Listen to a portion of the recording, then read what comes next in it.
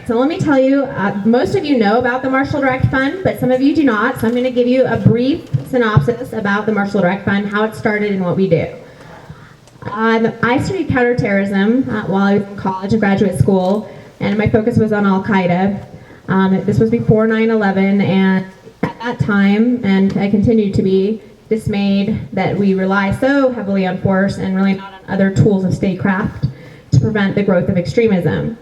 So some of my colleagues and I got together in 2007 and decided to start our own organization, and we named it the Marshall Direct Fund. We named it after the Marshall Plan, which was the successful diplomatic economic program that was put in place to prevent another world war after World War II, and that succeeded. So what we need now is a Marshall Plan that helps these war-torn areas from exploding into continued war that really knows no boundaries. The Marshall Direct Fund focuses in Pakistan primarily because in Pakistan there are 17 million children out of school. So 1 in 10 of the world's out-of-school children reside in Pakistan. Extremist organizations rely on these constituencies and the poverty to be able to carry out attacks.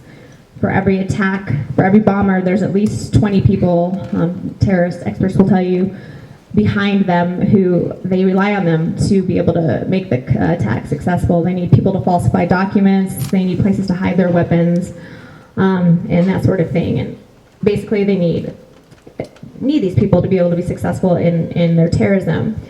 The other thing they really rely on is women not being involved in the economy, because we see globally when women are involved in the economy, peace rises. In fact, if you increase women's participation in economies where there's conflict just by 5%, like a country like Pakistan, that country is 5 times less likely to resort to the use of force to resolve a conflict. So in a country like Pakistan where there are nuclear weapons, it's very important. We want to talk a little bit today about why women and children matter, and Farida will be telling us a lot about this. But most think tanks and experts agree that schooling is also a very big role in preventing the growth of extremism in Afghanistan. The Brookings Institute found that just adding 1 extra year of schooling decreases that country's likelihood of falling into civil conflict by 3%. So if we could get them all the way through high school, you have more than a 50% chance decrease in the chance of that country falling apart again. But why don't I introduce to you Farida Ahmed. She is our Director of Operations on the Ground, our CEO. She's an education and development expert with over 30 years of experience in education, teacher training, curriculum development, evaluation, school management, and administration. Previously, she worked as Director of Programs at Value Resources Limited. She led training programs for community-based organizations and mobilizers, focusing on social mobilization skills. Other projects have included carrying out evaluation and assessment of innovative education projects, focusing on quality education and improved access. She has held senior management positions at Westminster School and the college and the Capital School. Farida has set up and managed her own preschools and designed and implemented various education projects, including professional development programs for teachers, mentor projects, and language development programs. Farida has also been engaged with various initiatives that focus on women's empowerment, livelihoods, and skills development. She is a graduate of the Lahore College of Women University and also a certified trainer for Oxford seminaries. Please welcome Farida.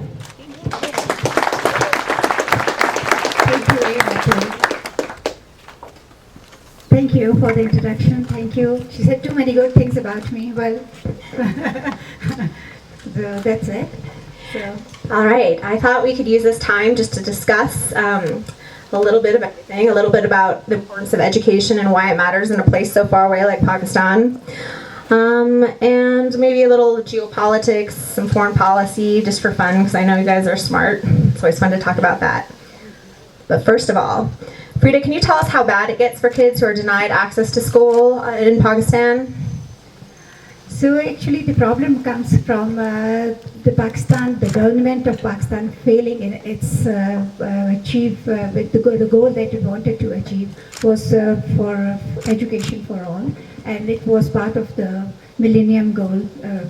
So coming to that, Pakistan could not make it. So in the next coming years, till 2015, where they had this target of having all the children enrolled for primary education, they are still far behind it. So considering that, there are coming other organizations coming up, religious schools coming up, which enroll these children. So to prevent them from going to these religious schools, we have to look into schools, other options from them where children get access to education and better quality education, because access to education is a big, big problem in a poverty-ridden country like Pakistan. Absolutely. I was going to mention how I first met Frida. Pakistan is a country of how many now? Maybe 190 million people. Yes.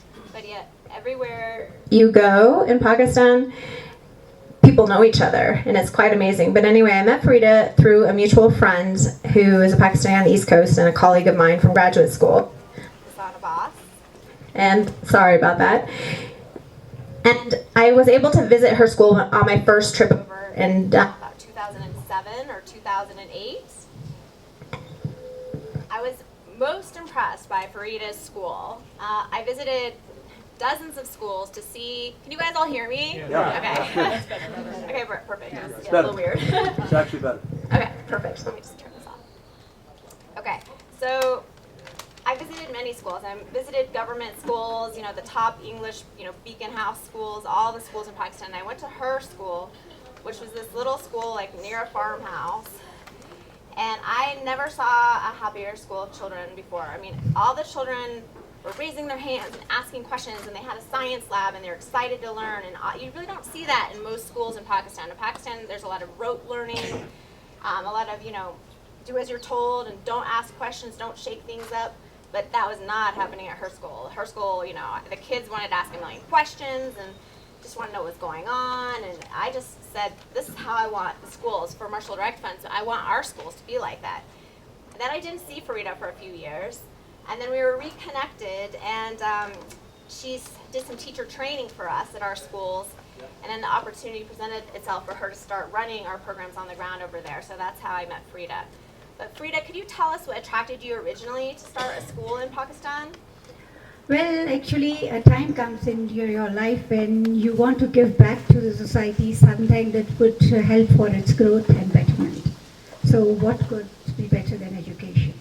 So in a country like Pakistan, where we have almost 17 million children out of school, so unless you provide some opportunities from them or access to education from them, they would either end up as child labor or street children. So to prevent this, that was one thing that motivated me to start a school. Another important thing is the lack of access to education for the girl child. So people would give priorities to sons as compared to their daughters. So end of the day, the girls are denied their basic right to education. So out there we had to reach out to sensitize communities, to parents to send their daughters to school. And of course explain it to them that it is completely free education for them. So it took a while for us to convince them, but eventually we did. So this was one reason. And then another thing that was very important with all this Afghan situation going on, refugees coming in, and with these religious schools coming up. So it was important for children to be exposed to kind of moderate, enlightened education, where they would be, where you need to make them more tolerant, teach them what peace is all about, and of course democratic values and child rights. So these all things kind of put together, and that's how we started our school. Farida, what do you find to be the biggest challenges running the schools? The biggest challenge, ever since we've started these schools and I've been working with these schools, the biggest challenge is to get trained, good, qualified teachers. Teachers, as you know, are the basic critical component of any education system. So in Pakistan, unluckily, there are a couple of training institutions, but the communities that we are catering to, so the teachers come from the same communities. So we are a little, with all the schools that are usually in the outskirts of the cities. So the teachers, usually the teachers are from the same community, educated, all right, but not trained. So the biggest challenge comes in to train those teachers, to get them to familiar with the teaching concepts, how to carry on the classroom management, and the biggest challenge for them is when they are catering to these children who come from underprivileged families. So it's altogether a different concept of class management when it comes to them. So that's a big challenge that we find. That's the biggest, in fact. And the second challenge is as I mentioned, sensitizing parents to send their children, the girl child, to school. So these are the two basic challenges that we. Well, Farida, I think you've done a great job, and with the people in the audience, some of them have been now multiple years helping support the scholarships for these children, and now women entrepreneurs to go to school. But just so you know, you guys have had great successes. So there have been over 2,000 scholarships provided for women and children to go to school and or go get vocational training or business training. We've also had several hundred children participating in the Global Kid Connect program. Some of them, your children might have done that, some of you who live here in the Valley, but we connect classrooms over there, the children there, to classrooms here in the United States, and they exchange ideas about what leadership is, what does peace mean, what's your culture like, what do you wear, do you have a chicken? I mean, it's everything, or do you like Justin Bieber, all this stuff. And they share it, and shockingly, they actually like the same music. But one thing that we're really focused on now is the women that we're working with. And Farida, could you speak a little bit to that, about the barriers young women in particular in Pakistan face? Well, in Pakistan, we have the young women have to face a lot of challenges, constraints, and they actually the background that they come, and it differs from region to region and culture to culture. So the biggest thing that young women in Pakistan, when we are talking about these underprivileged ones, so the biggest challenge that they face is mobility. So women are not allowed to move out of the house if at all they go, it is somewhere near the premises. So culturally, it is not acceptable. So the culture that is most of the rural culture there is like women should be confined to their house, look after the families. That's about it. That is their role. Men are the bread earners, winners, so they need to go out. So there's a big barrier there. Again, women are honor killings in Pakistan, honor crimes in Pakistan. That's a lot. And all that comes when women are not educated, not exposed to the world, not self-employed. Self-employment is one thing that is very, very, very important for these women in Pakistan. So what we need to do is, and we have been trying to do is, we've been providing adult literacy classes, so they are aware of their rights, they are aware of so many other things, access to finance, access to markets. So these are the small little things that need to be looked into, because to kind of help them out to come out of these barriers. Absolutely. I was just thinking about two women in particular who I met this year, and their stories very much moved me. You might have seen some of the flip-flops that are for sale. They're called Her Own 2 Feet, but basically the concept is stand a woman on her own 2 feet by what's on yours. And they are all hand-embellished by women entrepreneurs who are graduates of these programs. And these women are absolutely amazing. They run their own business. They don't work for us. They work for themselves, and we act as their buyer. They learn to negotiate. They have gone from not even having a national ID card to having now a business license and a bank account and the ability to accept wire transfers internationally. It's really life-changing for them. And they're so happy to have access to the global market.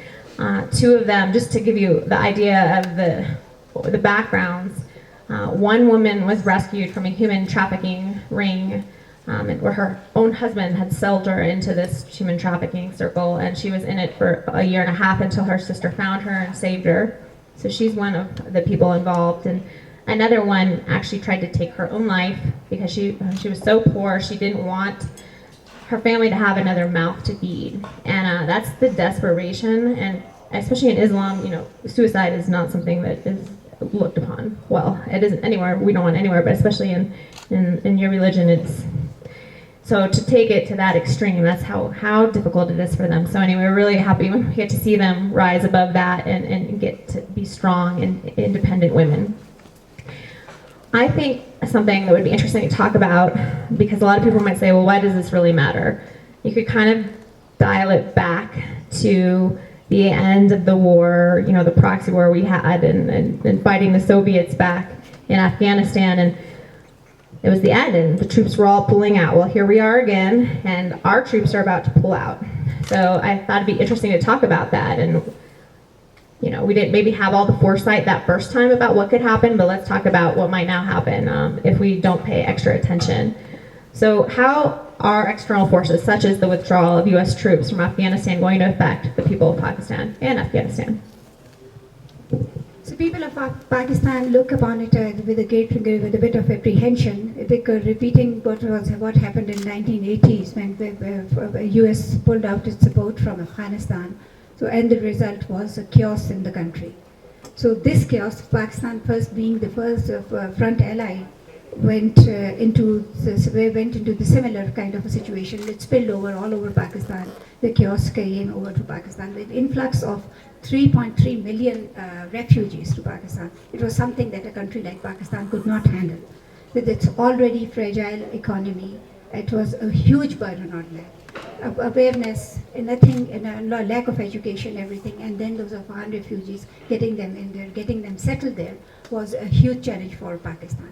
So what is dreaded again is the same thing. So what if the history repeats itself? So we would be again in the same situation as it has been in the past. Secondly, there's another threat again to Pakistan, this with the withdrawal of the troops from Afghanistan. So there will be a security vacuum. And who's going to take over the security vacuum? The militants? So across the border, both sides of the border, this is how they operate, and this is how that's from where they function. So this is another big threat. So this vacuum is going to be taken over by the militants. So that's how we view it.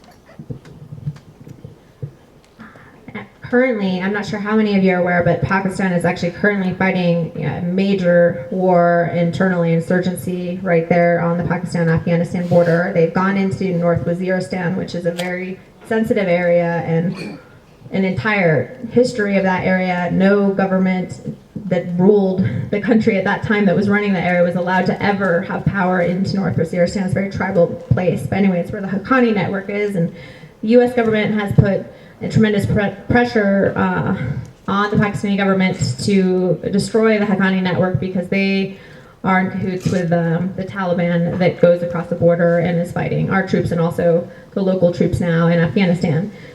So this is a huge war going on, and there's actually already been, it's just been going on, how many months, maybe 2 or 3, it's short, 2 or 3 months. There's already been 500,000 IDPs, internally displaced people, who have been moved out, who are now putting additional burdens on the inner cities. They're in the slums, they're looking for jobs, there aren't jobs.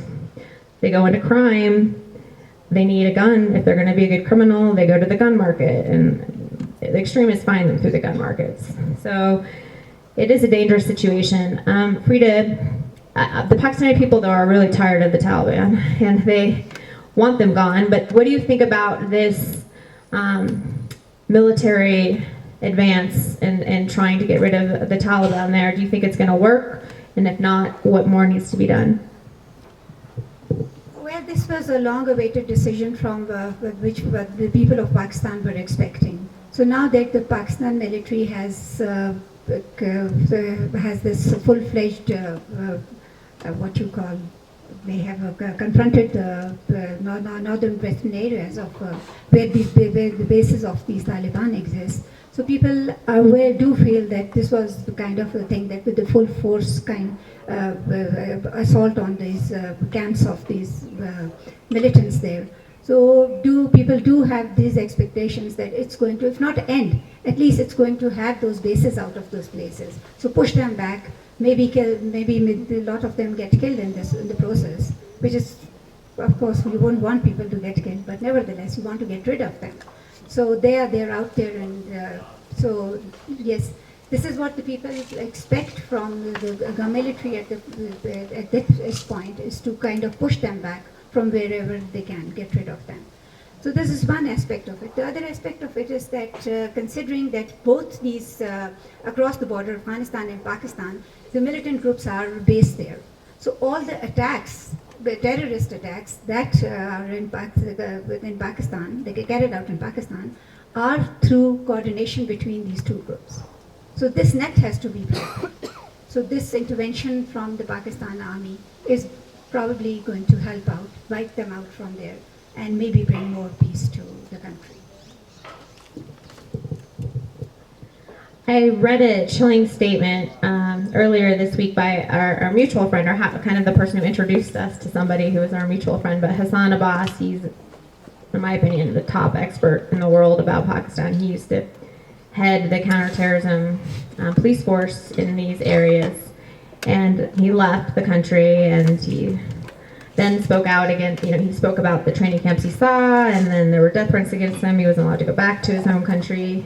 But he's a very brave man, a very smart man. But anyway, he has an article that he was interviewed in the Wall Street Journal last week, and he was discussing the TTP, which is the Taliban Pakistan. They're an offshoot, really, or kind of a wannabe Al-Qaeda, but very bloodthirsty, terrible extremist organization.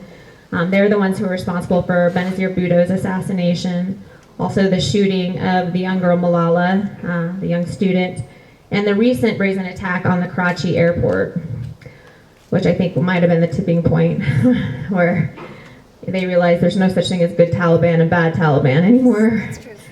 Hassan Abbas reports that it's only a matter of time now until the TTP form an alliance with ISIS, which most of you probably know, but is the Islamic State of Iraq and the Levant, the extremist organization operating in Iraq right now. There are hundreds of TTP fighters out of Pakistan training on the ground in Iraq, and it's really a matter of a time until an alliance will be formed and violence will continue to spread across borders. Also, you might know the TTP. You might remember there was an attempted attack in Times Square, and it was thwarted a few years back, but that was that organization. But much like Al-Qaeda would have a couple failures, they always went back, and it always worked in the end. So it does matter. These organizations do threaten the United States' national security, and especially when we're on the forefront now of having the troops come home, which is great and about time.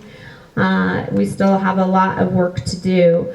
What would you say we can do together to overcome these challenges that we're going to face in the years ahead, Farida? The country, Pakistan, needs to work more on development projects at the moment. So we need to have more social projects there, social and development projects, education. Education for one. Education literacy is one thing that can really root this out.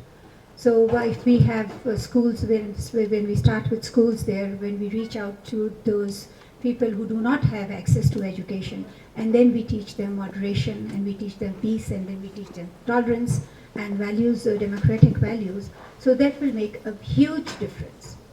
So this is where the contribution from everyone comes in, education, education, and education. So that's going to really help in the long run.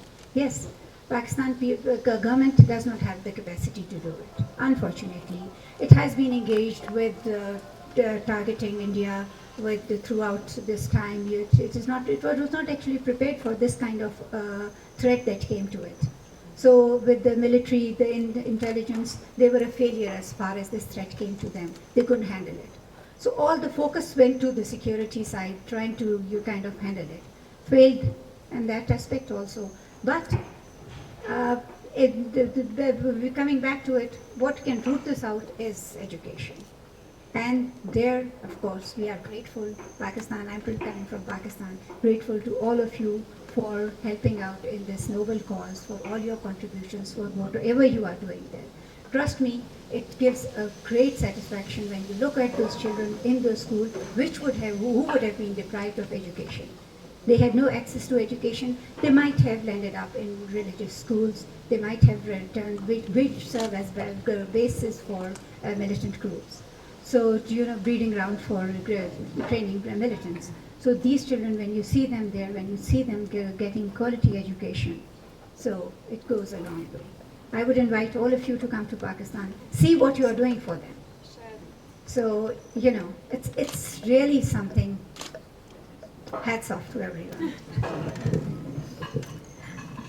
Just to kind of finish on that note, it is important. I mean, when we talk about what has happened over the past 13 years of wars, these wars have cost U.S. taxpayers trillions of dollars in terms of real per capita dollars that have gone to aid programs like education, health, vocational training, business development. An average of $50 per capita has been spent by the U.S. government. You should compare that to what we spent to stabilize other countries in post-conflict situations. In Kosovo, the figure was $814 in 2000 and 2001. In Haiti, it was $152 in 95-96. In Bosnia, way back in 96-97, it was $1,390 on average spent per person, and we've spent $50 on average. You all haven't. You guys have actually done more than the U.S. government, so congratulations. But, we definitely need to do more. And I had a wise professor once, and he said, when you give peanuts to peacemakers and billions to weapons industries, you need to expect war. And this is the situation we have at hand. So I think now is the hour, now is the time to do all we can, and we don't want to have a repeat of what happened after the Soviets lost in Afghanistan when the country unraveled and this mess began. So with that, I would love to ask you, we have two special projects that we really need your help. The first one we need help for is actually just empowering the schools. We need power. There's load shedding over there, so there's only electricity available 1 hour on, 1 hour off all day long. Or not even that much, it's worse now? Worse now. Oh my God. It's gone for 3 hours and you don't know when it's coming back. It is. And it's the grueling heat. So when you look at the children there, you feel so sorry for them. They're sitting there, sweating all over, Yeah. ready to faint. It's 120 degrees sometimes, so to focus and to study, or even have lights, to have lights on, or computers, or Wi-Fi, and have access to Khan Academy and great resources like that. And so anyway, the load shedding has gotten so bad that even our backup power generators are being depleted at a faster rate than any. So tonight, there are really two asks I have. One would be for us to come together and raise $5,000 to power the schools for 5 years. That would cover the generators, the backup batteries they would need, and also all of the bills. That's one request. We also have a second request because it's time to grow. We want to add 1 grade to our schools each year so we can take these children all the way through high school. And the first step to doing this is to start a 6th grade, so middle school. It only takes $5,000 to add a 6th grade to one school. Who will join them in making their dreams come true and helping build a more secure and peaceful world? If you're willing to donate, if you have $1,000, it's tax deductible, and you want to support, the energy programs or these scholarship programs for a 6th grade class, could you raise your hand? And we have in the audience tonight, our volunteers will pass around forms. Thank you so much. Look at Jaden Hurst leading the way.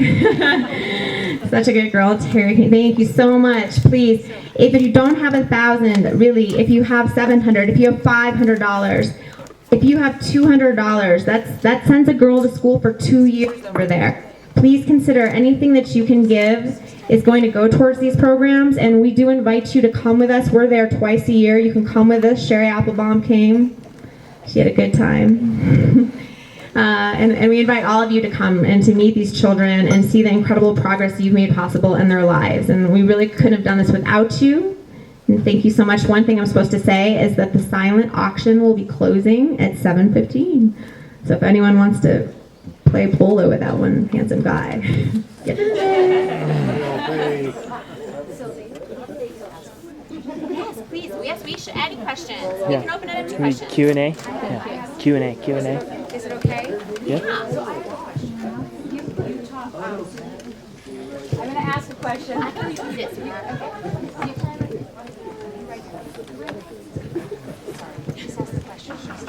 Yes. talked about women being not able to leave home that much, which we've heard and read a lot about. Yes. But you managed to transcend that.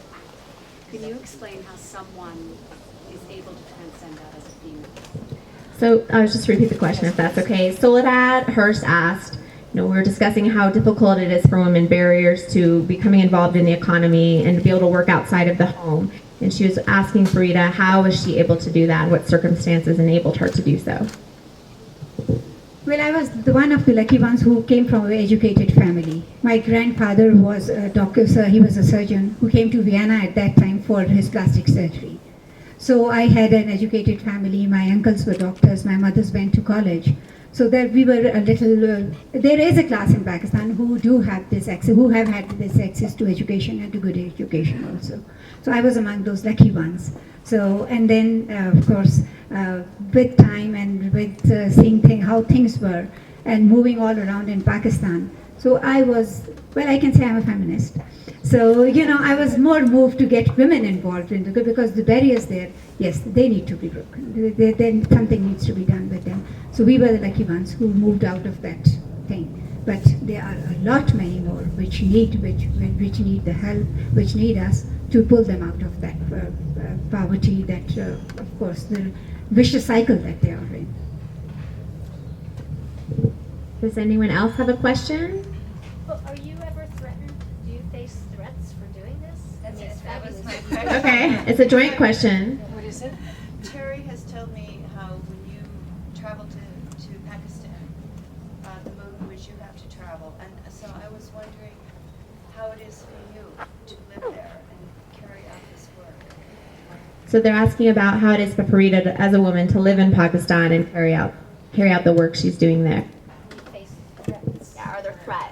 Not really. Actually, where we people, as for myself, so we live in like urban areas, cities, where these norms are more acceptable.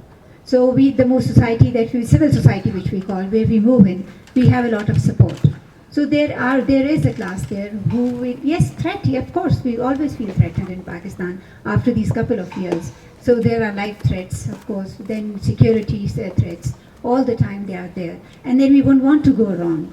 So, culturally we wouldn't want to offend anyone. So publicly we can't even speak for what we actually feel about things.